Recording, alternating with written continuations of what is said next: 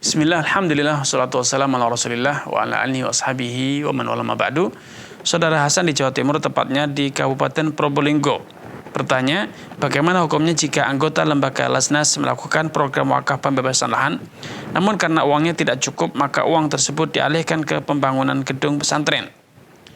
Dan juga bagaimana hukum hutang jika salah satu anggota Lasnas melakukan pinjaman ke tempat lain atas dirinya, namun yang melunasi adalah Lasnas tersebut meskipun hasil pinjaman tersebut untuk penggunaan lembaga.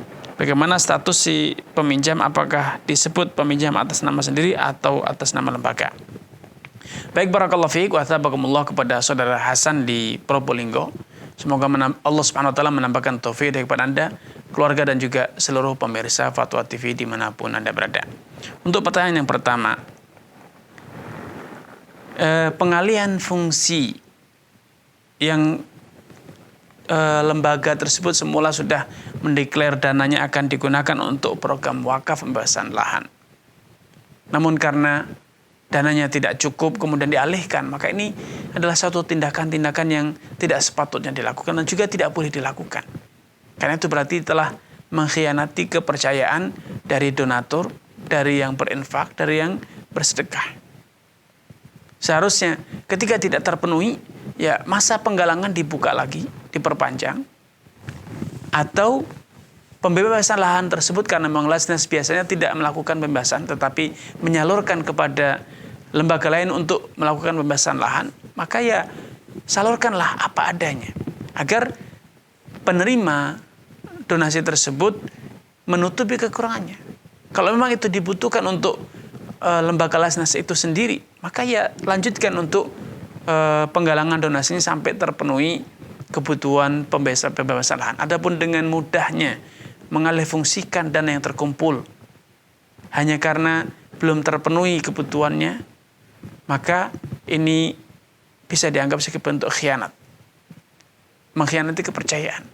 Apalagi pembebasan lahan tersebut, kalau memang lahan yang dimaksud kurang memenuhi atau dana yang terkumpul kurang bisa memenuhi kebutuhan yang ditetapkan atau yang diminta oleh pemilik lahan, maka tentu ada revisi.